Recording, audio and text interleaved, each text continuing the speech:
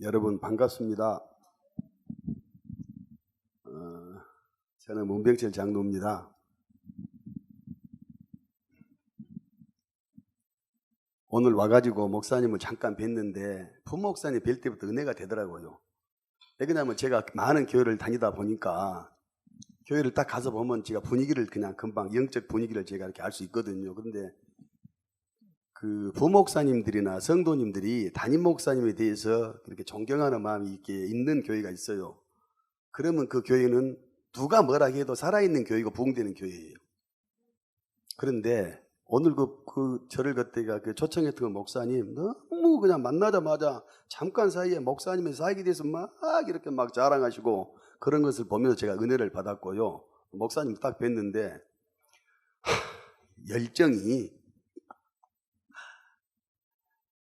제가 공부를 좀 했거든요. 이렇게 관상도 사실은 조금은 제가 봐요.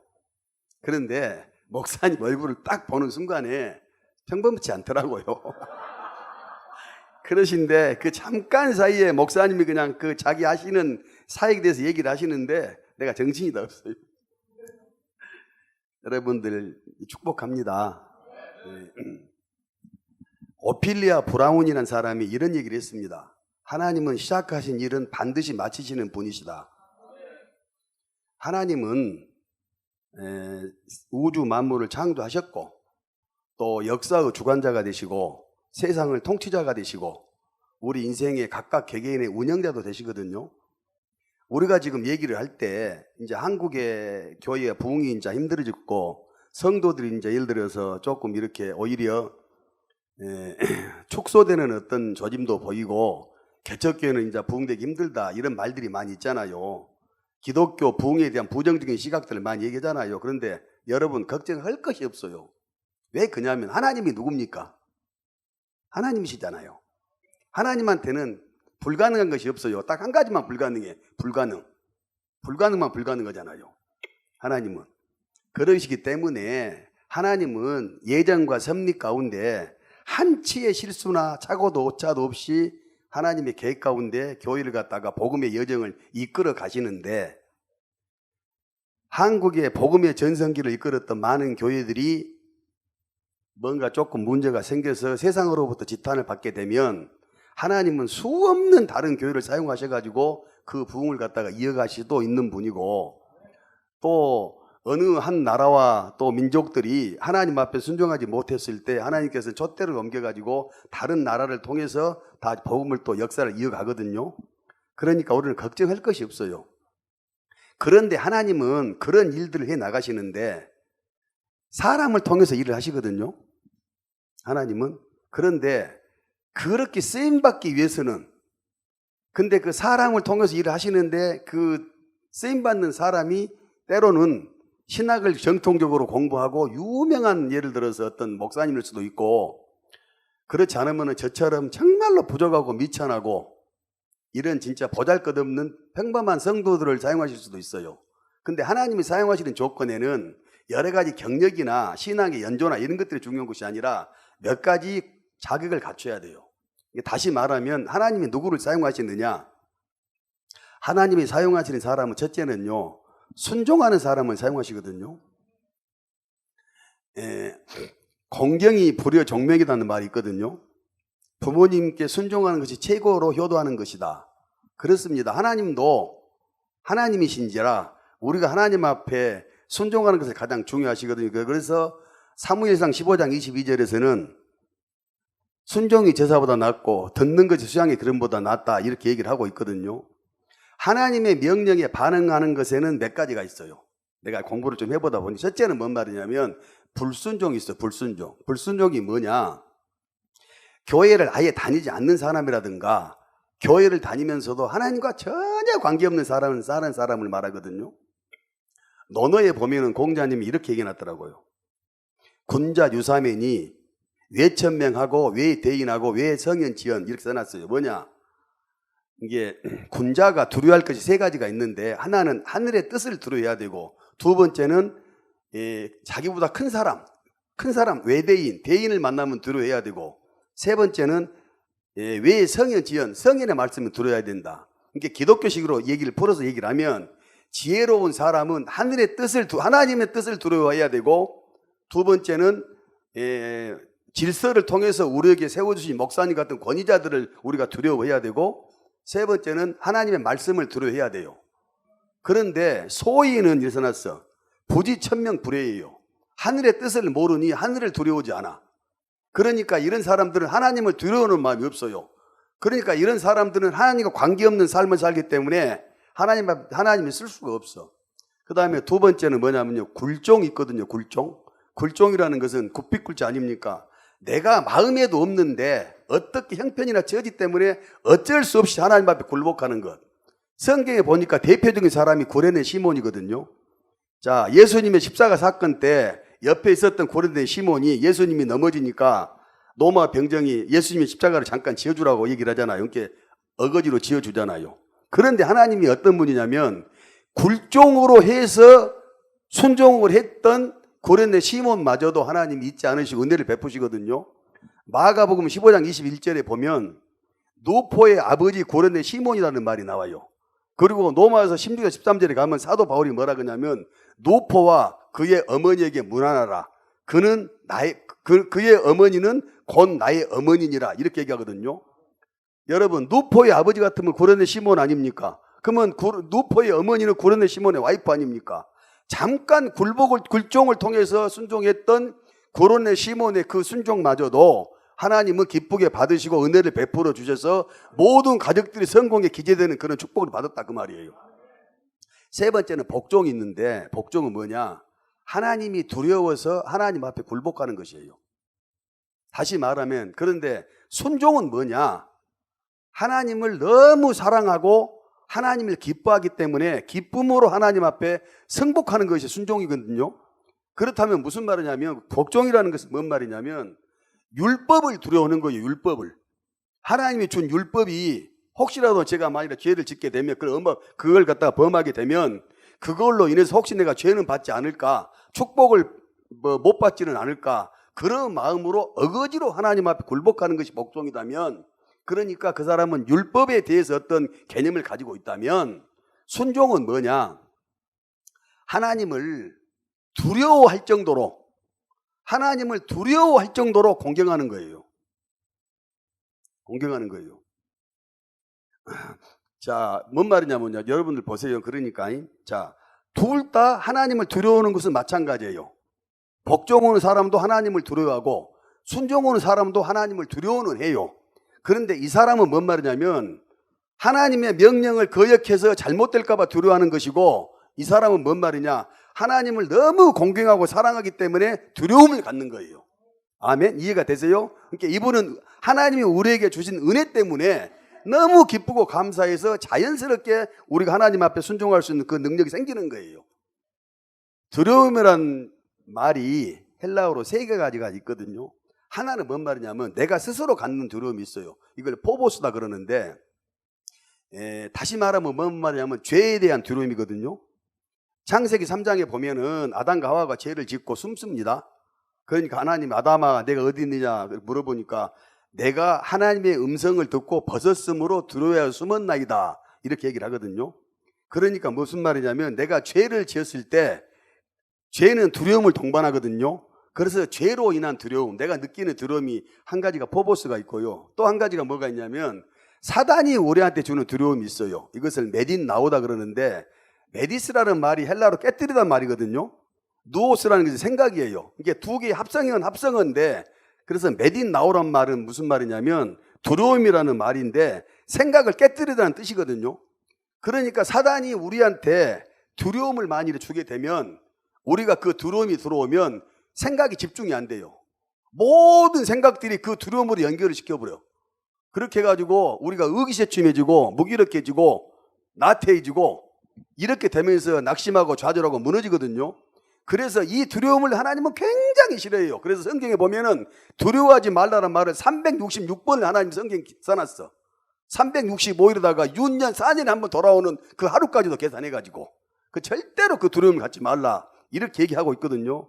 근데 세 번째로 또 있는 두려움이 뭐냐면 율라 베오마이라고 거룩한 두려움을 말해요. 거룩한 두려움. 자, 하나님을 우리가 너무 공경하고 하나님이 크신 분이기 때문에 하나님의 영광에 압도돼 가지고 하나님 앞에 갖는 거룩한 두려움, 이 두려움이 있어야 되거든요. 그러니까 하나님을 두려워한다는 율라 배우라는 말이 하나님을 두려워한 거룩한 두려움이란 말이 다른 말로 하면 경외거든요. 경외. 그런데 경외라는 말과 순종이라는 말은 동면의 양면처럼 딱 제가 볼 때는 붙어 있어요. 왜 그러냐면 제가 성경을 쭉 보니까 경외라는 말이 처음으로 나오는 구절이 창세기 22장 12절이에요. 아브라함이 온전히 하나님한테 이삭을 바쳤을 때 하나님 이렇게 말씀하시거든요. 12절에서 네가 네 아들 네 독자라도 나한테 아끼지 아니하였으므로 네가 나를 경외하는 줄을 알겠다 이렇게 말씀하시거든요. 이게 경외예요. 그러니까 우리는 이 쉽게 말하면 그 경외심을 우리가 갖고 나가야 되거든요. 그런데 그렇다면 우리는 왜 순종해야 되느냐? 우리가 하나님의 뜻을 온전히 알지 못하기 때문에 순종해야 돼요. 파스칼이 뭐라 했냐면 이해되어지는 신은 신이 아니다 그랬거든요. 우리가 하나님의 뜻을 전부 다 이해할 수 있다 그러면 그건 하나님 아니죠. 우리하고 동등한 것밖에 안 되잖아요. 골프로 말하면 스크라치밖에 안 되잖아요. 그러니까 그분이 하나님이라고 우리가 예를 들어서 공경할 수가 없잖아요. 근데 이사야서 55장 8절에 보면 하나님이 말씀하시거든요. 내 길은 너희 길과 다르면 내 생각은 너희 생각과 다르다 이렇게 말씀하고 계세요. 그러니까 하나님의 생각은 신묘하고 오묘막치가거든요. 그러니까 우리가 하나님의 뜻을 알 수가 없어. 여러분 생각 한번 해보세요. 아브라함을 한번 보시자고요. 자, 100살 때 아들 이삭을 주었습니다. 그리고 그 이삭을 통해서 네 자손이 하늘의 별처럼 바닷가의 모래알처럼 쉽게 말하면 엄청나게 예를 들어서 번져갈 것이다 이렇게 얘기를 했잖아요. 그런데 거의 다 키워놨더니 이제 갑자기 그 아들 갖다 죽여가지고 번제로 바치라고 하네. 여러분들 이해가 되세요? 안 되지요. 그럼에도 불구하고 아브라함은 하나님한테 무조건 순종합니다. 이게 순종이거든요. 무슨 말이냐면 아브라함의 생각에는 하나님이 이삭을 바치라고 했을 때 하나님이 무슨 생각이 있겠지, 무슨 뜻이 있겠지, 무슨 계획이 있겠지 이렇게 생각하면서 하나님의 선하심을 신뢰하는 것이 순종이에요. 어떠한 경우에도 로마서 8장 28절에 말한 것처럼 하나님을 사랑하는 자, 그 뜻대로 부르심을 입은 자들에게는 모든 것이 합력하여 선을 이루느니라 그 말씀처럼 예레미야서 29장 11절에 보면 너희를 향한 나의 생각은 내가 안 하니 그것은 재앙이 아니라 소망이요 너희로 재앙이 아니라 평안이요 너희로 소망을 갖게 할 함이니라. 그러니까 무슨 말이냐면 하나님은 결국은 우리를 갖다가 선한 길로 인도하시고 어떤 과정 가운데 어떤 명령이 내리더라도 그 명령에 무조건 하나님의 선하심을 인정하고 신뢰하면서 하나님 앞에 순종하는 것, 이게 순종이거든요. 여러분들도 오늘 하나님 앞에 온전한 하나님께 온전히 순종함으로 온전한 능력과 온전한 축복을 받아서 하나님 앞에 귀하게 쓰임받는 여러분들이 되기를 주님의 축복합니다. 두 번째, 하나님은 누구를 사용하시느냐? 하나님은 부족한 사람을 사용하시거든요. 정확하게 말하면 부족하다고 본인이 생각하는 사람, 다시 말하면 겸손한 사람을 사용하시거든요. 성경에 보면요, 성경에 나오는 대부분의 사람들이 전부 다 자기들이 부족하다고 고백을 하더라고요. 창세기 18장 27절에 보니까 아브라함이 이렇게 얘기해요. 나는 티끌이요 재다. 출애굽기 4장 10절에서 모세는 뭐라고 했냐면요, 나는 입이 뻣뻣하고 혀가 둔한 자입니다 이렇게 얘기해요. 부르심을 받았을 때 그렇게 얘기를 해요. 다윗은 시편 22편 6절에 보면 나는 벌레요 사람이 아니라 사람들의 비방거리요 백성들의 조롱거리니이다 이렇게 얘기를 하고 있거든요. 이사야서 6장 5절에 보면은 나는 입술이 부정한 사람이요, 예레미야도 1장 6절에 나는 아이라 말할 줄을 알지 못하나이다 이렇게 얘기하거든요. 베드로는 누가 5장 8절에 보니까 주여 나를 떠나서 나는 죄인이로소이다. 사도 바울은요, 디모데 1장 15절에 내가 죄인 중에 괴수다 이렇게 얘기하면서 고린도전서 15장 9절에서는 내가 사도 중에 가장 작은 자다 이렇게 고백하고 있거든요. 중국 선교사였던 허드슨 테일러는 뭐라 했냐면 하나님이 사용하셨던 대부분의 사람들은 사실은 연약한 사람들이었다 이렇게 얘기를 했거든요. 그러면 성경도 고린도전서 1장 26절 이하에 보면 이렇게 얘기합니다. 형제들아 너희를 부르심을 보라. 육체를 따가 육체를 따라 지혜로운 자가 많지 아니하며 문벌 좋은 자가 많지 아니하로다. 그러나 하나님께서 세상에 약한 미라는 것들을 택하사 지혜로운 자들을 부끄럽게 하려 하시며 세상에 약한 것들을 택하사 강한 것들을 부끄럽게 하려 하시며 세상에 천한 것들과 멸시받는 것들과 없는 것들을 택하사 있는 것들을 폐하려 하시나니 이는 아무 육체라도 하나님 앞에서 자랑하지 못하게 하려 함이니라. 이렇게 얘기하거든요. 하나님이 자기가 부족하지 않다고 생각하는 사람들은 왜 하나님이 안 쓰시냐? 하나님의 은혜를 베풀어서 누군가에게 하나님의 어떤 사역을 맡겨서 사역이 나타났을 때 그 사람이 부족하지 않다고 생각하는 사람들은 자기가 우쭐대고 생생되고 자랑하고 이렇게 하거든요. 하나님의 영광이 가리워져요. 그러니까 하나님이 쓸 수가 없는 거예요. 그렇잖아요. 자, 역대상 29장 12절에 보면 이런 말이 있거든요. 부와 기가 주께로 말미암고 또 주는 만물의 주제가 되사 그 손에 권세와 능력이 있사오니 모든 사람을 크게 하심과 강하게 하심이 주의 손에 있나이다. 모든 사람을 크게 하심과 강하게 하심이 주의 손에 있나이다. 모든 사람을 크게 하심과 강하게 하심이 주의 손에 있나이다. 이랬거든요. 그러니까 무슨 말이냐면 하나님이 하나님 손에 붙들리면 아무리 부족하고 미천한 사람도 크게 쓰임받을 수가 있는데 하나님이 굳이 본인이 잘났다고 생각하는 사람들을 사용할 필요가 어디가 있겠어요. 안 쓰신다니까요. 여러분들 하나님이 가장 싫어하는 것이 뭐라고 생각하세요? 보나마나 교만이죠.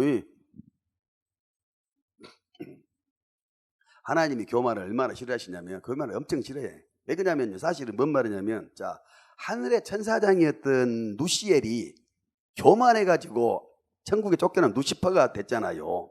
그러니까 하나님 교만을 굉장히 싫어하시는데 성경에 보면 교만에 대한 여러 가지 경고 메시지들이 굉장히 많아요. 잠언 10장 18절에 보니까 교만은 패망의 선봉이요. 잠언 18장 12절에는 교만은 멸망의 선봉이요. 근데 성경에서 보니까 교만을 가장 강하게 하는 메시지가 잠언 16장 5절이에요. 물은 마음이 교만한 자를 여호와께서 미워하시나니 피차 손을 잡을지라도 그 배를 면치 못하리라. 하나님이 교만을 얼마나 싫어했으면 교만한 사람하고 손만 잡아도 하나님이 용서하지 않는다는 거예요. 벌을 주시겠다라는 거예요. 그러니까 굉장히 싫거든요. 왜 근데 교만을 이렇게 싫어할 수밖에 없냐? 성경에 나와 있거든요. 성경대로 난 얘기하는 거니까. 여러분들 잘 아시는 말씀 마태복음 10장 28절 이하에 보면은 수고하고 무거운 짐진 자들아 다 내게로 오라. 내가 너희를 쉬게 하리라. 나는 마음이 온유하고 겸손하니. 예수님의 성품이 온유와 겸손 아닙니까? 그러니까 온유의 반대말이 혈기, 겸손의 반대말이 교만. 그러니까 예수님의 성품과 정 반대되니까 싫어할 수밖에 없잖아요. 근데 혈기도 교만에서 나오는 거거든요. 그러니까 딱 한 가지를 찝으라 그러면 교만. 절대 우리가 교만하면 안 돼. 다른 것은 다 해도 교만은 절대 안 되거든요.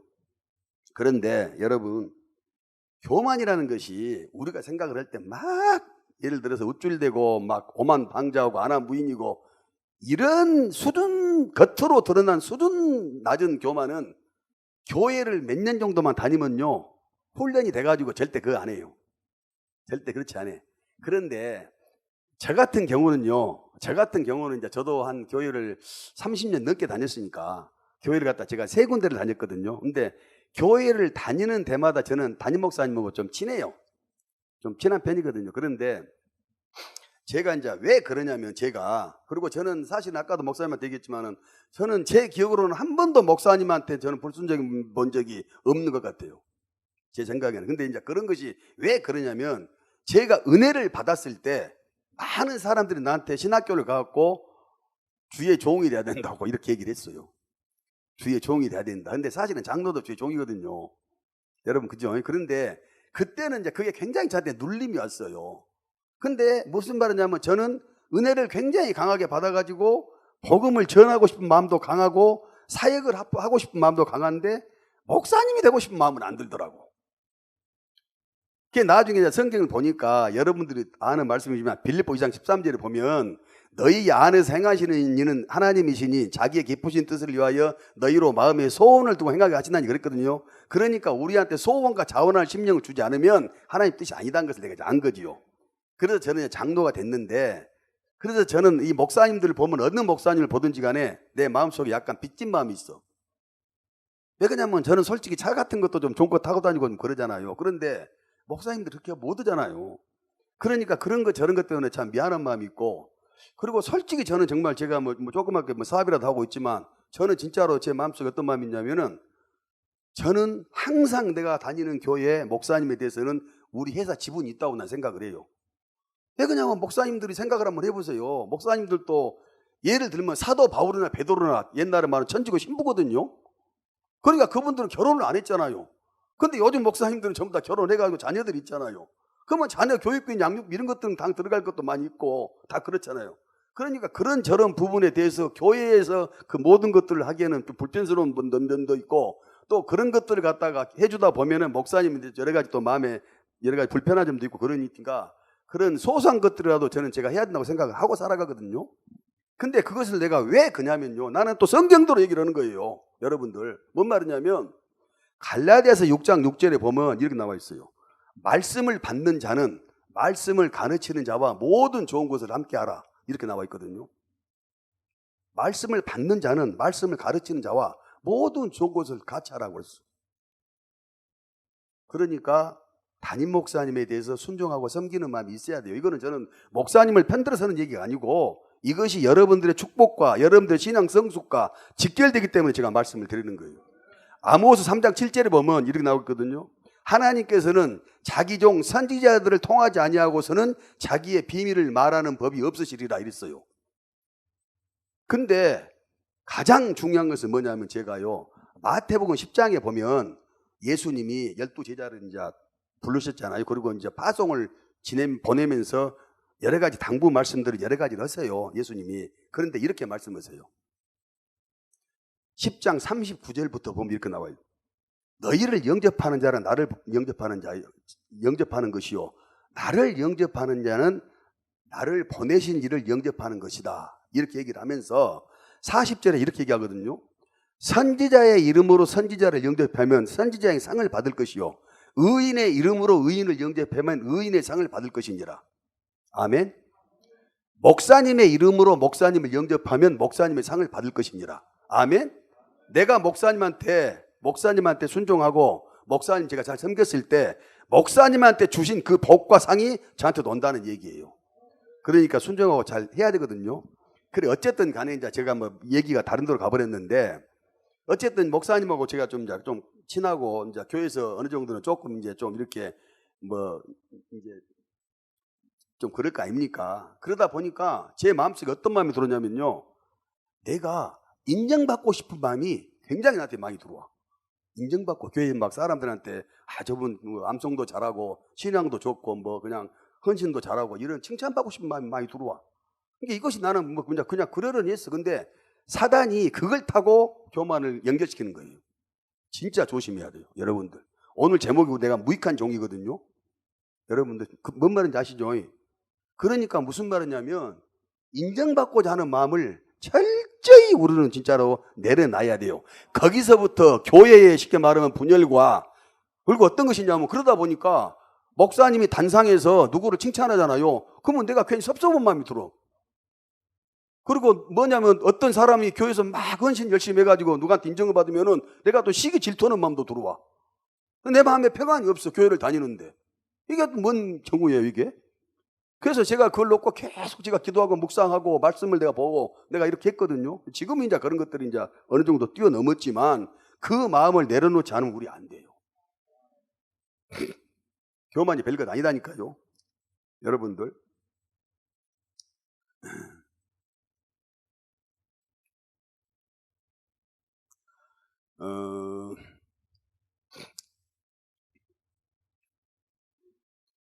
이런 말이 있거든요.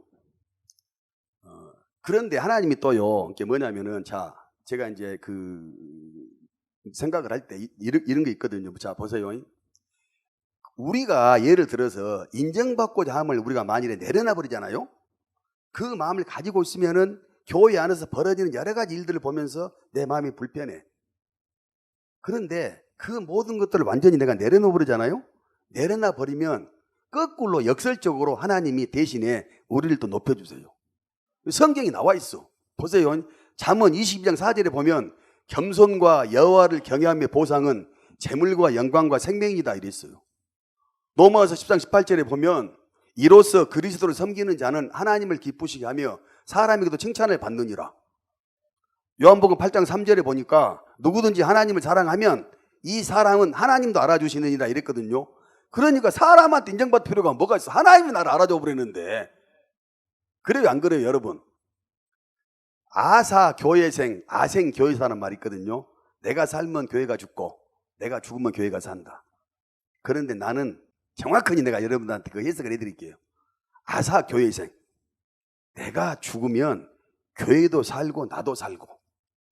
아생 교회사, 내가 살면 교회도 죽고 나도 죽어요. 아멘? 여러분들, 자, 생각을 한번 해보세요. 오늘 내가 무익한 종인데, 아무리 교회에서 헌신을 많이 하고 목사님한테 순종을 많이 해도 인정받고자 하는 마음을 가지면 안 돼요. 왜? 우리는 당연한 것을 한 거야. 아멘? 자, 보세요. 이제 여러분들 중에 누가 사업을 해가지고 돈을 많이 벌었어. 그래갖고 수백억짜리 교회를 갖다 지어서 교회 헌장을 했어. 헌당을. 자, 그렇다면 그분이 이제 가져야 될 자세는 이제 어떤 거예요? 예? 아니, 성경에 나와 있으니까, 자, 보세요. 그 돈을 벌게 만드는 사람이 누구예요? 신명기 8장 18절에 네 하나님 여호와를 기억하라. 그가 네게 재물 얻을 능을 주셨음이니라. 요즘 개혁개정은 능력을 주셨습니다. 이랬거든요. 그러니까 돈을 벌 수 있도록 만들어주고 능력을 주신 분이 하나님이요. 자, 그렇다면 그 돈을 갖다 벌었는데 교회를 지어가지고 교회에다 헌당할 수 있는 은혜와 믿음은 누가 줬어요? 하나님이 줬지요. 그러니까 자기가 한 것이 아무것도 없잖아요. 사실은 돈도 하나님이 벌어줬고 믿음도 하나님이 줬고. 그러니까 무슨 말이냐면 이 많은 성도들 중에서 내가 선택받아가지고 하나님의 도구로 쓰임받은 것들에 대해서 너무 감사하고 다른 성도들한테는 미안한 마음을 가져야 돼요. 네, 제 말이야, 틀려요? 그러니까 우리는 어떤 헌신을 갖다가 주님 앞에 열심히 하고 나아가되 나는 정말 무익한 종입니다 라는 마음, 겸손한 마음을 가지고 하나님으로부터 인정받고 하나님으로부터 쓰임받는 여러분이 되기를 주님의 이름으로 축복합니다. 자, 세 번째로 하나님은 누구를 사용하시느냐? 하나님은 깨끗한 사람을 사용하세요. 다시 말하면 거룩한 사람. 거룩이라는 말이 헬라어도 카도시인데 구별되다는 말이거든요. 무엇으로부터? 세상으로부터, 죄로부터, 더러움으로부터 구별된 삶을 살아야 된다. 아멘?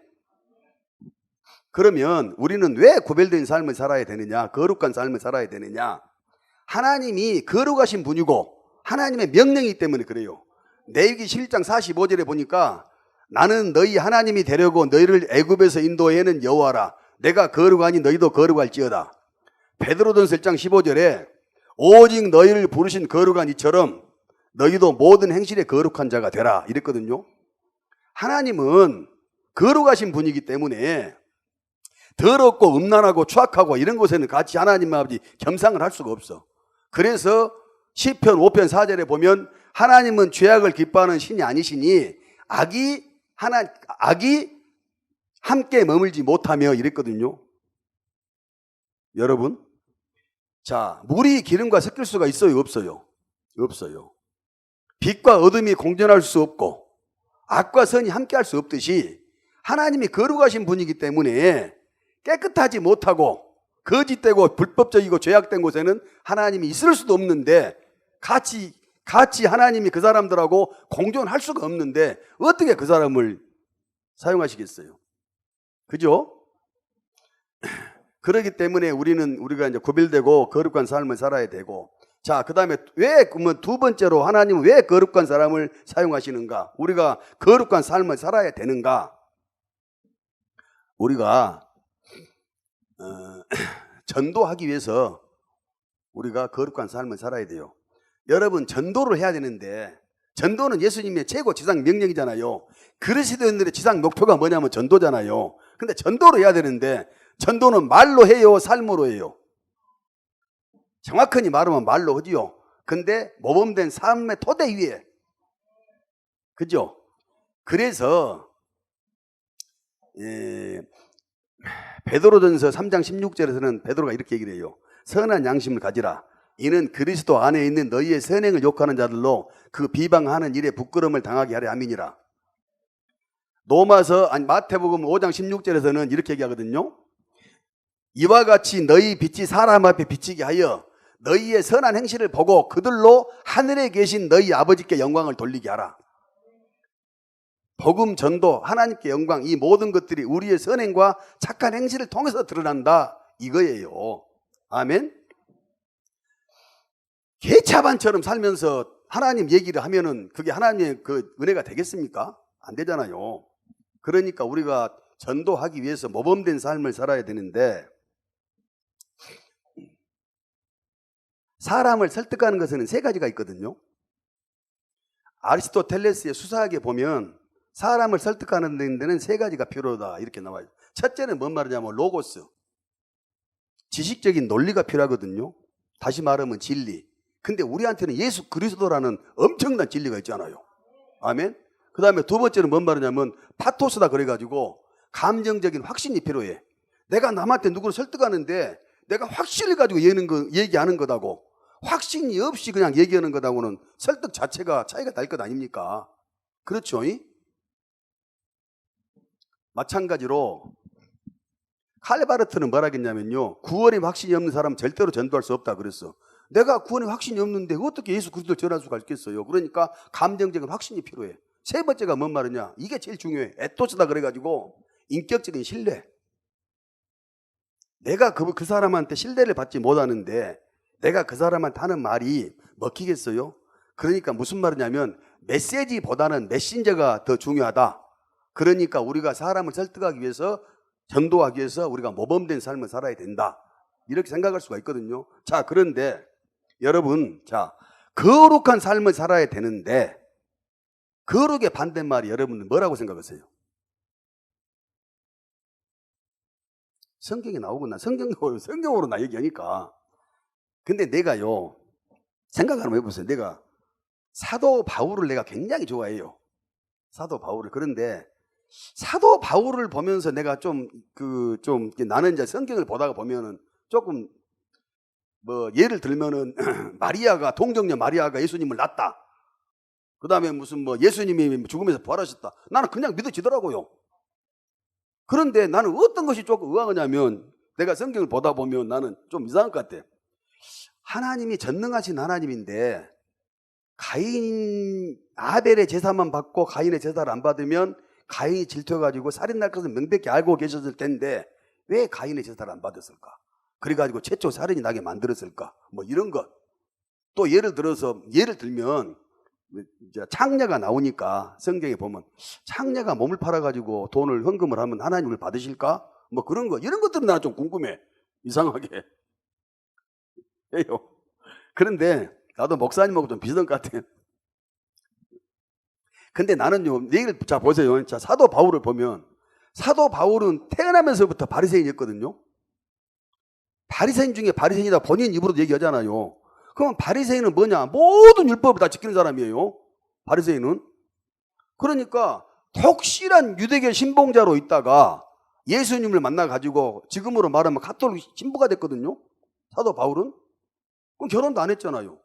그러니까 내가 생각해보면, 내가 유추를 해볼 때 사도 바울은 어쩌면 한 번도 예를 들어서 여자와 어떤 관계를 맺지 안 하고 그냥 평생을 살았을 수도 있을 수 있어요. 제가 볼 때.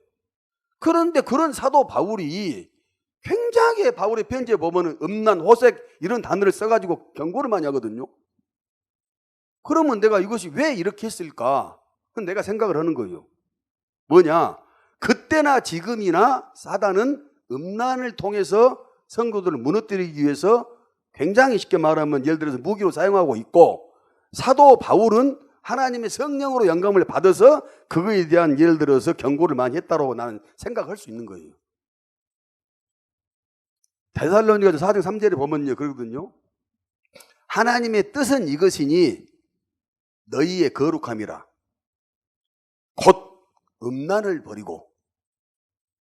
거룩함의 반대는 제일 먼저 나온 게 음란이에요. 곧 음란을 버리고 각각 거룩함과 존귀함으로 자기 안에 대할 줄을 알고, 하나님을 모르는 이방인들과 같이 세욕을 따르지 말고 이 일의 분수를 넘어 형제를 해하지 말라, 이렇게 얘기했거든요. 음란이야, 음란. 성경에서 말하는 거룩함에 가장 직결되는 반대말은 음란이에요. 로마서 13장 13절에 우리가 아는 유명한 말씀이 있죠. 성 어거스틴을 변화시킨 말씀. 낮과 같이 단정해가고 방탕과 술 취하지 말며 음란과 호색하지 말며 분쟁과 시기하지 말고 오직 주 예수 그리스도를 옷 입고 정욕을 위하여 육신의 일을 도모하지 말라.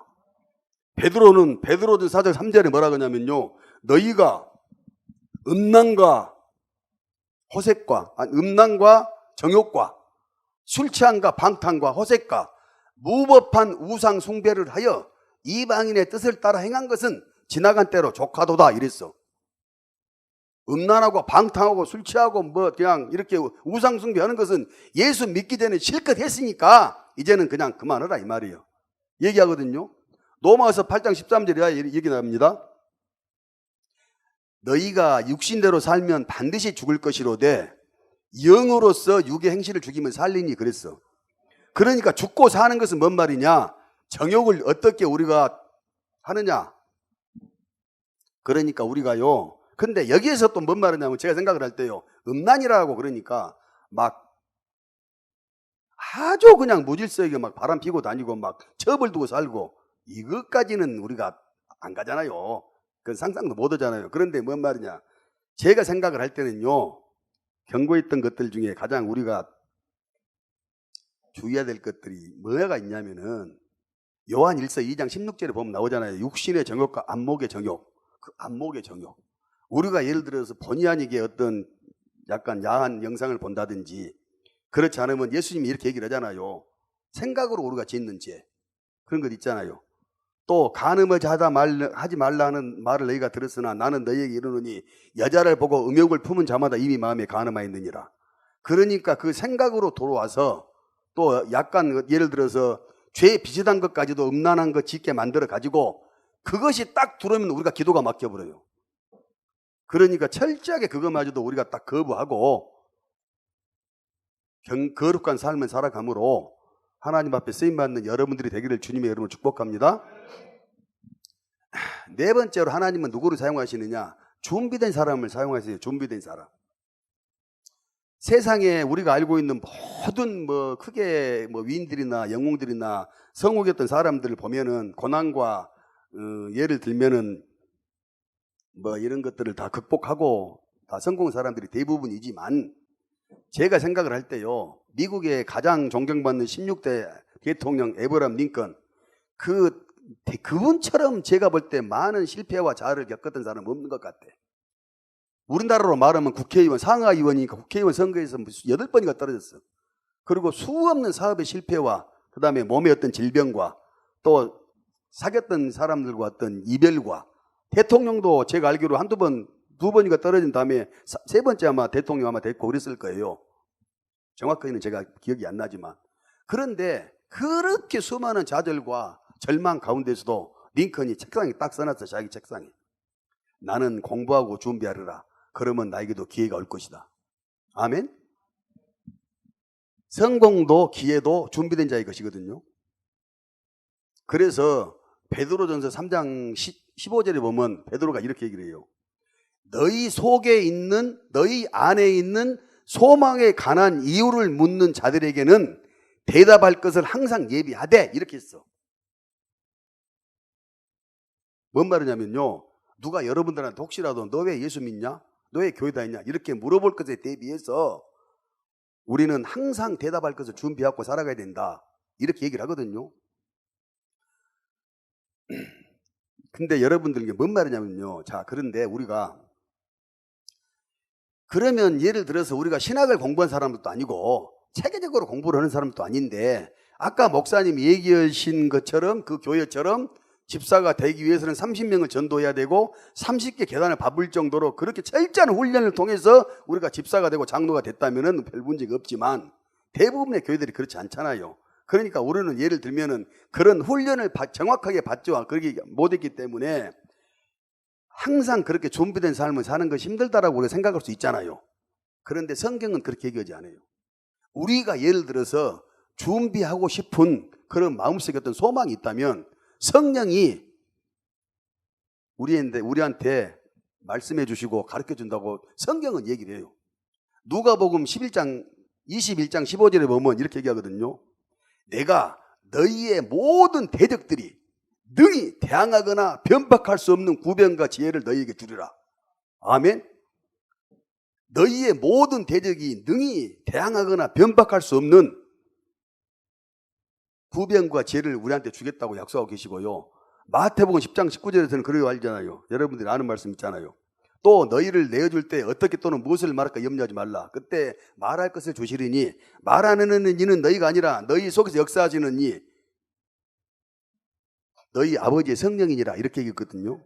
성령이 오시면 우리한테 모든 것 기억나게 하시고 생각나게 하시고 가르쳐 주시고 깨닫게 해주신다. 그래서 우리가 어떤 의지만 있다면 우리가 정말 여러분들 다들 그렇게 훈련받고 할 수 있어요. 여러분 저 아까 목사님 얘기했지만 고등학교 1학년 중퇴거든요. 고등학교 1학년 중퇴예요. 근데 성경을 제가 많이 좀 외우잖아요. 여러분들 좀 부럽죠. 그런데 여러분들 한번 생각을 한번 해보세요. 나도 성경을 외웠는데 여러분들은 저보다 훨씬 더 제가 볼 때는 머리도 좋고 똑똑한 사람들인데 성경 외울 수 있거든요. 성경을 우리가 사실은 외우는 것이 가장 위력적이거든요. 어떻게 보면은 이게 내비게이터를 만드신 도슨 트로트맨이 뭐라 했냐면 암송이라는 투자보다 더 좋은 배당은 없다 이랬어. 찰스 스윈더르라는 목사님은 뭐라 했냐면 사람의 신앙 성숙에 있어서 암송만큼 강력한 것은 없다 이렇게 얘기를 했거든요. 그러니까 여러분들 예를 들어서 하루에 한 절씩만 외우면 1년이면 300절 10년이면 3000절. 아멘. 이게 저보고 오늘 또 여러분들 도전 받으세요. 준비하세요. 아멘. 제가요 바울을 좋아하는데 사도 바울을 좋아하는데 세계 4대 성인이 있잖아요. 세계 4대 성인이 뭐 소크라테스 공자, 뭐 부처님, 뭐 예수님 이렇게 하잖아요. 근데 이것은 정확하니 우리끼리 얘기지만 정확한 얘기하면 그 잘못된 것이에요. 예수님은요 인카네이션 성육신 하셨잖아요. 예수님은 하나님이면서 사람이고 하나님의 아들이면서 하나님이잖아요. 그러니까 어떻게 인간을 반이로 놓으면 안 되지요. 제가 볼 때는 그 안에다가 예수님 빼고 사도 바울 집어넣으면 돼요. 사도 바울이 절대 안 밀린다니까요. 안 밀려 그 사람들한테.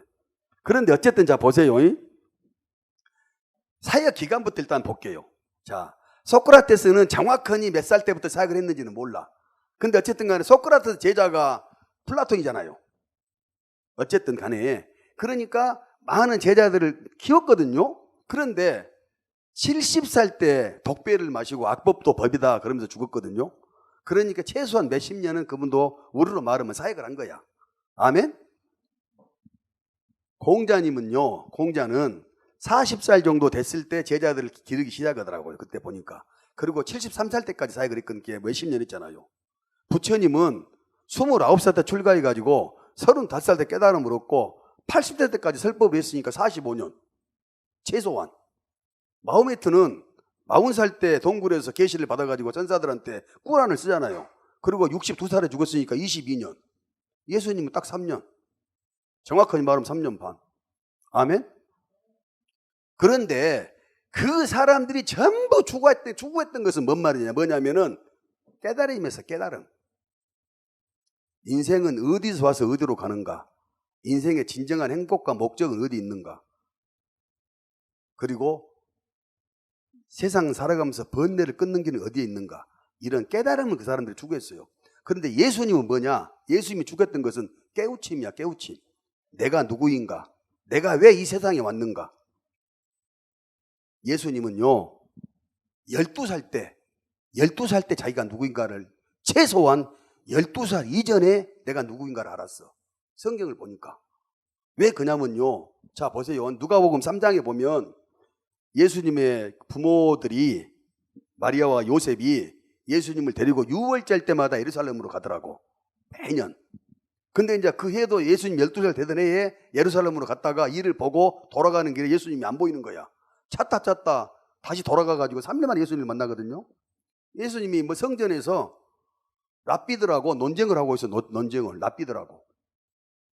그러니까 이렇게 얘기해요. 너 여기서 뭐 하고 있냐? 예수야, 너 여기서 뭐 하고 있냐? 우리가 너를 얼마나 찾았는 줄 아니? 이렇게 얘기를 하니까 왜 저를 찾으셨나이까? 예수님이 이렇게 대답하잖아요. 왜 저를 찾으셨나이까? 제가 아버지의 집에 있어야 될 줄을 알지 못하였나이까? 이렇게 얘기하거든요. 이미 예수님은 12살 때 자기가 하나님의 아들인 것을 알았어. 그리고 세상의 구원자로 자기가 온 것을 알았어. 성경에 나와 있잖아요. 그럼에도 불구하고 예수님은 하나님의 때가 올 때까지 30살 때까지 무려 18년 이상을 준비했어요. 제가 보니까. 왜 그 준비된 것을 우리가 알 수 있냐면, 자, 예수님이 사역을 시작하시면서 첫 번째 했던 행동이 뭔 말이냐면 세례 요한한테 가고 성령 안수를 받거든요. 세례를 받거든요. 세례를 받고 광야로 가가지고 40일 동안 금식을 하거든요. 이게 무슨 말이냐면, 자, 그러면서 이제 예수님이 금식하면서 줄이니까 마태복음 4장에 이제 마귀가 나타나가지고 이 돌로 떡덩이가 되게 하라 이렇게 얘기하잖아요. 그러니까 예수님이 뭐라 그러냐면 신명기 8장 3절 말씀을 갖다가 대적해요. 말씀으로. 사람이 떡으로만 살 것이 아니오 하나님의 입에서 나오는 모든 말씀으로 살 것이니라. 마귀가 다시 뭐라 그러냐면 높은 데 데리고 가고 뛰어내려라. 하나님 천사를 보내갖고 너를 갖다가 다치지 않게 할 것이다. 주 하나님은 시험하지 말라. 신명기 6장 16절 말씀. 그 다음에 이제 또 뭐 말하냐면 올라가가지고 만국을 보여주면서 나한테 무릎 꿇고 경배하면 이건 모든 걸 주겠다 얘기하니까 사단아 물러가라. 다만 주 하나님께 경배하고 그를 섬기라. 신명기 6장 13절 말씀을 들어서 말씀을 대적하잖아요. 여러분들 성경을 예수님 행적을 정확하게 한번 봐보세요. 성경을. 특히 마태복음을 보면은 바리새인하고 논쟁할 때라든가 꼬지실 여러 가지 사역 가운데 하나님 예수님께서 구약을 전부 다 인용을 해요. 말씀을 인용해요. 그러니까 뭔 말이냐면 그 기간 동안에 예수님은 하나님의 아들이면서도 아마 구약을 아마 통째로 다 암기했을 거예요. 예수님은 그렇게 말씀의 준비를 했고 그 다음에 광야에 가가지고 40일 동안 기도를 통해서 성령 충만을 받고 사역을 시작했다니까요. 그러니까 예수님도 준비했는데 우리가 준비를 해야 돼요? 안 해야 돼요? 아멘? 그러면 무슨 준비를 해야 되느냐? 첫째는 똑같이 나오잖아요. 말씀과 기도.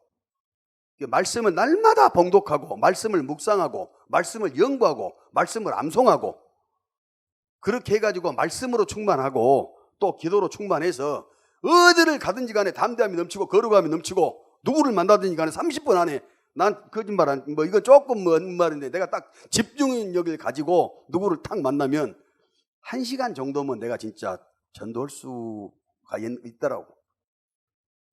얼마 전에요. 지금으로 말하면 예를 들어서 불교로 따지면은 우리 기독교로 따지면 평신도 협회 회장 정도 된 사람이야. 나하고 둘이 붙었어요. 내가 천수경 다 야버렸어. 정구 업지는 수리수리 마수리 수수리 사바 전부 야버렸어. 내가 반야신경 내가 야버렸어. 내가 불경을 모르는 것이 아니다. 그런데 성경 얘기를 좀 들어봐라. 1시간 동안 얘기해가지고 지금 소망교회 다녀요. 이게 준비된 삶이 필요하다 그 말이에요. 여러분들 항상 말씀과 기도로 준비된 삶을 살아가므로 하나님 앞에 쓰임받는 여러분들이 되기를 주님의 이름으로 축복합니다. 마지막으로 하나님은 누구를 쓰시느냐? 하나님은 열정 있는 사람을 쓰세요. 열정 딱 그러니까 목사님 바로 그냥 열정이라는 말이요 엔슈 시에짐이거든요. 그런데 헬라어 엔데우스라는 말에서 어원이 왔어. 엔데우스라는 말이 뭔 말이냐면 엔이 영어로 말하면 인이거든요. 데우스가 하나님 아닙니까? 그러니까 하나님이 들어오다. 다시 말하면은 성령 충만하다 이 말이야. 그러니까 열정이라는 말을 기독교식으로 얘기하면 성령 충만한 것을 얘기하는 거예요. 열정. 아멘. 불광불급이라고 그랬잖아요. 미치지 않으면 미치지 못한다. 다시 말해서 어떤 일에 온전히 올인하지 않으면 그것을 이룰 수 없다 이렇게 얘기를 하잖아요. 아사 캔들러 코카콜라 창업자는 뭐라 했냐면은 내 몸속에는 피가 아니라 코카콜라가 흐르고 있다 이렇게 얘기했거든요. 모태통은 뭐라 그랬냐면 공산주의자는 꿈을 꾸어도 공산주의식 꿈을 꾸어야 된다. 그 사람들은 공산주의에 미쳐 있었고 콜라에 미쳐 있었고, 그러니까 우리가 미치지 않으면요 온전히 모든 것들을 갖다가 이루기가 쉽지 않아. 그래서 뭔 말하냐면 고갱이나 고어는 그림에 미쳤으니까 대화가가 됐고, 베토벤은 음악에 미쳤기 때문에 귀머거리 상태에서도 수많은 소나타를 작곡 그랬잖아요. 그렇듯이 뭔 말이냐면요, 사람은 정확하게 말하면요 뭔가에 거의 다 한 군데 미쳐갖고 살아. 근데 뭐에 미치냐 그게 문제야. 골프에 묻히면 싱글 됩니다. 정주영, 돌아가신 정주영 회장처럼 미래에 미치면 재벌 됩니다. 여러분, 몸의 운동에 미치면 몸짱 되겠죠. 그런데 예수 그리스도에게 미치면 어떻게 되냐? 생명을 구원하는 능력이 생겨요. 아멘? 여러분, 생명이 무엇입니까? 생명은 뭐냐? 사람의 심장을 뛰게 하는 것이죠. 심장. 생명은 심장을 뛰게 하는 것이거든요. 내가 돈을 보고 심장이 뜨면 나는 돈이 심장이요. 돈이 생명이요. 내가 여자를 보고 심장이 뛰면 나는 여자가 생명이요. 술을 보고 심장이 뛰면 술이 생명이요. 예수 그리스도를 보고 심장이 뛰면 십자가가 내 생명이요. 아멘? 성경에 보면은요, 전부 다 정말 수많은 사람들이 목숨을 내놓고 신학을 위해서 헌신하고 오르는 사람들이 많이 있지만, 그 중에 우리가 알고 있는 대표적인 사람이 한 사람 있잖아요. 사도 바울. 예수님한테 미친 사람. 자기가 고백하잖아요. 고린도후서 5장 13절에 내가 만일 미쳤어도 하나님을 위한 것이요 만일 정신이 온전하여 너희를 위한 것이 그리스도 사랑이 우리를 강권하시는 도다. 고린도후서 5장 8절 이하에 보면 이렇게 나와 있어요. 사도 바울이. 그러므로 우리가 담대하여 원하는 바는 차라리 몸을 떠나 주와 함께 거하는 그것이라. 이 말이 무슨 말이냐면 나는 빨리 죽어서 하나님한테 가고 싶다. 나는 빨리 죽어서 하나님한테 가고 싶다. 이렇게 얘기를 하면서 9장 9절에 보면은 그런즉 우리가 거하든지 떠나든지 주를 기쁘시게 하는 자 되기를 힘쓰노라 이랬어. 나는 죽고 사는 것이 중요한 것이 아니고 어떻게 하면 내가 하나님을 기쁘시게 하는 삶을 살 수 있을까, 나는 그것만 나는 목표다. 이렇게 얘기를 하고 있거든요. 미치지 않으면 그렇게 얘기할 수 있겠어요? 로마서 13장 8절에 보니까 우리가 살아도 주를 위하여 살고 죽어도 주를 위하여 죽나니 그러므로 우리가 사나 죽으나 주의 것이로다. 고린도 전서 10장 31절에 그런즉 먹든지 마시든지 무엇을 하든지 하나님의 영광을 위해 살아. 이렇게 얘기를 했거든요. 그러니까 우리는 미치려면 제대로 된 것에 미쳐야 될 것 아닙니까? 예수 그리스도에게 미친 열정과 성령 충만함으로 쓰임받는 여러분들 되기를 주님의 이름으로 축복합니다. 오늘 내가 목사님을 보니까요, 뵀는데, 진짜 거짓말, 저는 뭐냐면요, 이제 사람마다 보는 관점이 다르겠지만, 제가 오늘 목사님 보면서 정말 열정이, 딱 첫눈에 열정이 너무 내가 볼 때 넘쳐나시고, 본인이 그러세요. 세상에서 1등이 예수님 빼고. 그 정도로 예를 들어서 어떤 영적 자부심이 있는 분을 제가 본 적이 없거든요. 그렇잖아요. 그런데 목사님이 이제 아까 보지만 구제에 대한 말씀을 하시는데, 내가 구제에 대한 말씀을, 성경을 여러분들이 왜 그냐면 어떤 것이 있냐면은 코드가 맞아야 돼요. 여러분들이 이 교회로 왔다, 사랑복 교회로 왔다.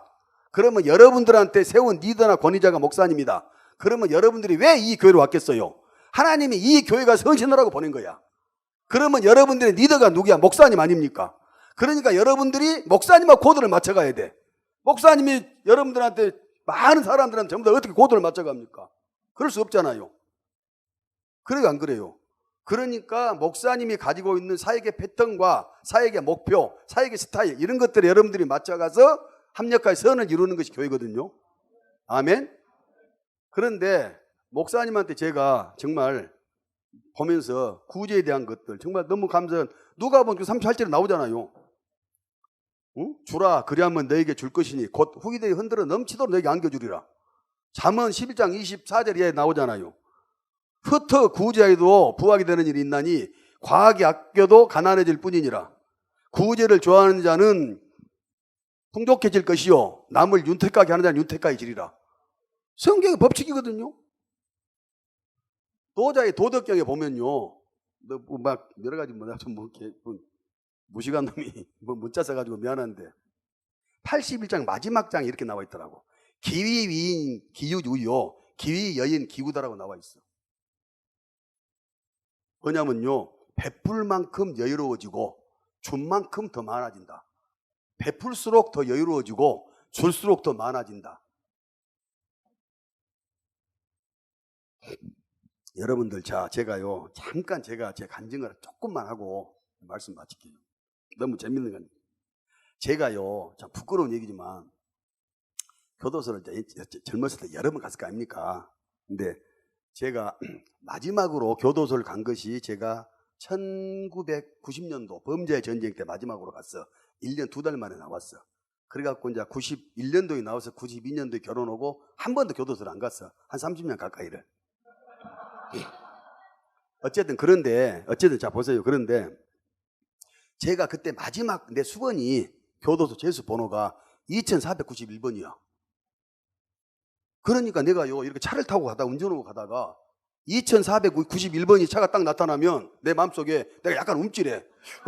아니 진짜 왜냐하면 내가 하나님 나한테 무슨 경고를 보내는 것 같은데, 내가 나를 돌아봐요. 내가 무슨 죄를 지었나? 근데 세 자리 숫자가 있을 때는 249야. 그걸 느끼는, 내가 그 똑같이 느끼는 마음이 249예요. 491이 아니라 249. 세 자리 숫자 있을 때는. 그런데 제가요, 얼마 전에 사실은 제가 영적으로 슬럼프가 조금 왔어. 슬럼프가 조금 와가지고요, 제가 한 며칠을 기도를 못하고, 내가 새벽마다 일어나서 기도를 못하고, 괜히 이렇게 사람이 넉넉한 사람처럼 이렇게 내가 있고 그랬거든요. 와인도 마시고 잠 안 오니까. 그런데 내가요, 자 보세요.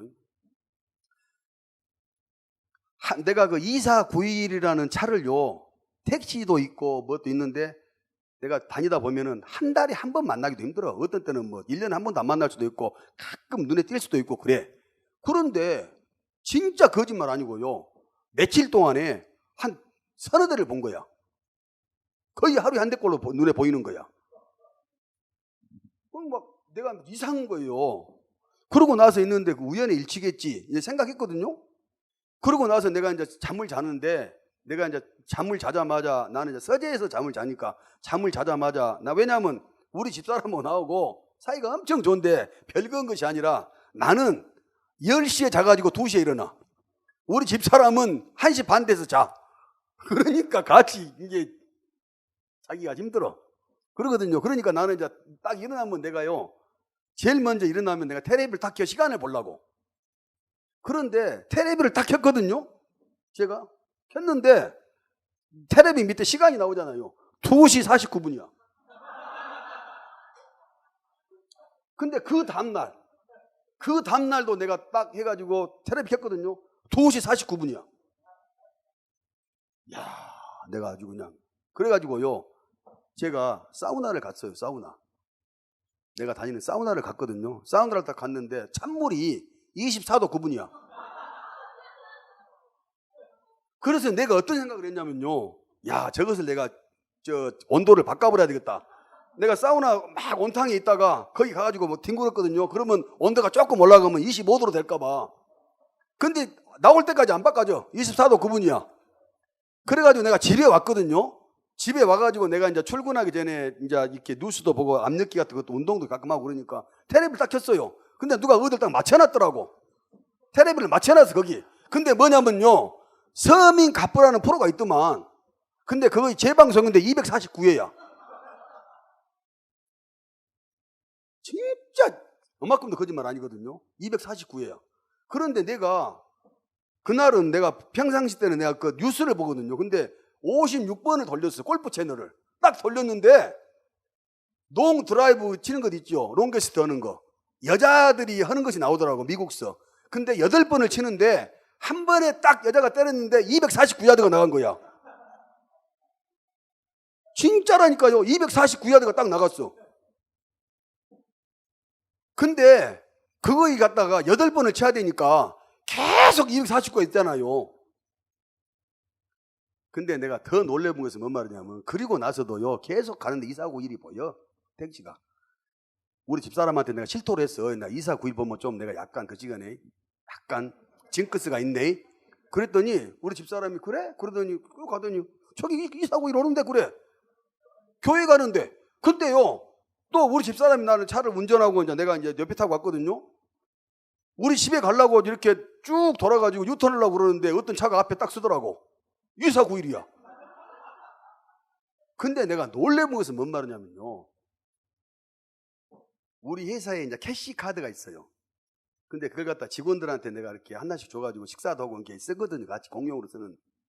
어디를 내가 지방을 그때 내려가고 있는데 그 다음날인가 내가 날짜도 안 잊어먹어. 내가 이렇게 해봤어. 캡처를. 그 후에 10월 16일이더라고. 카드를 썼으니까 때리는 거 올리잖아요. 약간. 그래서 딱 봐서 그랬더니 남아있는 돈 2491이야. 여러분, 하나님 계셔요, 안 계셔요? 계셔. 넘어서 13장 8절에 주 예수 그리스도는 어제나 오늘이나 영원토록 동일하시느니라. 그래서 내가 그날 엄청 쉽게 말하면 내가 쫄아가지고 내가 진짜 막 하나님 진짜 그러고 있는데 어떤 마음이 그 다음날 내가 어떤 마음이 새벽에 어떤 마음이 드냐면요. 기도가 회복이 되더라고. 아, 하나님이 나를 사랑하시는구나. 내가 하나님한테 내가 가장 좋아하는 말이 프랜시스 톰슨이 있어요. 천국의 사냥개. 천국의 사냥개거든요. 하나님은 천국의 사냥개처럼 절대 우리를 안 놓쳐. 아멘? 그렇듯이 하나님이 나한테 확실하게 나는 전능하신 하나님이고 나는 살아있는 하나님이다. 병철아, 나 살아있어. 문장로, 정신 차려. 나 살아있어.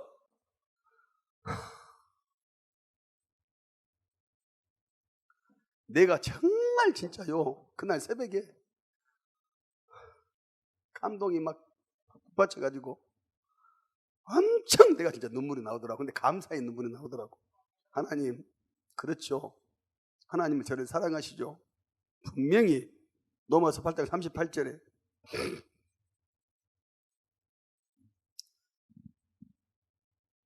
천사들이나 권세자들이나 나오잖아요. 절대로 하나님 우리를 떠나지 않는다고 말씀하셨잖아요. 내가 확신하는 사망이나 생명이나 천사들이나 권세자들이나 현재일이나 장래일이나 능력이나 높음이나 기품이나 다른 어떤 피조물이라도 우리를 그리스도 안에 있는 하나님의 사랑에서 끊을 수 없으리라. 하나님 그렇습니다. 나는 하나님을 떠날 수 있지만 하나님은 절대 나를 떠나지 않는 분이 아니십니까? 그런 하나님이 나한테 나 살아있어 라고 이렇게 보여줄 때는 나한테 신앙을 회복을 하고 나를 얼마나 사랑하셨으면 그렇게 많은 순간들 2491을 통해서 나한테 보여주십니까? 하나님 살아 계십니다. 하나님 감사합니다. 그리고 정말 살아있는 하나님한테 기도하는 것처럼 기도가 회복이 되더라고요. 여러분, 하나님 살아 계셔요. 그렇기 때문에 여러분들 하나님 앞에 순종함으로 또 하나님 앞에 살아계신 하나님을 믿고 신뢰함으로 기도를 회복하셔야 돼요. 요한 웨슬리가 좋은 말이 있더라고. 이렇게 있어요. 만일 하나님이 당신을 기도 자료로 인도하신다면 또한 그 기도에 마땅히 응답하리라. 응답하실 것이다. 아멘? 토마스 왓슨이 뭐라 했냐면 천사는 베드로를 감옥에서 나오게 했지만 그 천사를 나오게 한 것은 성도들의 기도였다. 아멘? 그러니까 교회를 위해서, 목사님을 위해서, 서로를 위해서 서로 기뻐하고 중보하고 감사하고 이렇게 함으로 온전히 교회를 세워나가는 재직 여러분들이 되기를 주님의 이름으로 축복합니다. 여러분들이 재직으로 여러분들이 이렇게 임직을 받았잖아요. 여러분들한테 말씀 한마디만 딱 제가 드리고 갈게요. 고린도전서 8장 10절에 보면 지식 있는 네가 우상의 집에 앉아 먹는 것을 누구든지 보면 그 약한 자들의 양심이 담력을 얻어 그 우상의 재물을 먹게 되지 않겠느냐. 그러면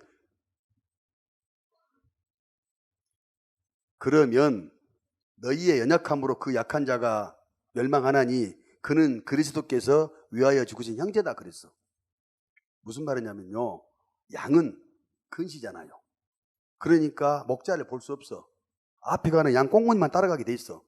여러분들 뒤에 오는 새로운 성도들, 교회를 지금 막 나오는 성도들, 이런 성도들이 목사님을 통해서 물론 말씀을 통해서 은혜 받고 하지만 진정한 신앙 성숙은 뭐냐? 여러분들을 통해서 보온을 따라가는 거예요. 그러니까 여러분들이 신앙생활 잘 못해 버리면은 그 사람들이 마음에 담력을 얻어버려 갖고 저렇게 신앙생활 해도 되는갑다 이렇게 하다가 실족해서 멸망한다 그 말이에요. 근데 그 사람 또한 많은 다른 사람들의 중보기도와 하나님의 택하심을 통해서 교회로 데리고 왔는데 너희들이 실족하게 만들었으면 핏값은 누가 짜야 되냐? 너희 손을 잡겠다 그 말이에요. 이게 신앙생활 잘해야 된다 그 말이에요. 여러분들 온전히 쓰임받는 여러분들 되기를 주님으로 축복합니다. 기도드리겠습니다.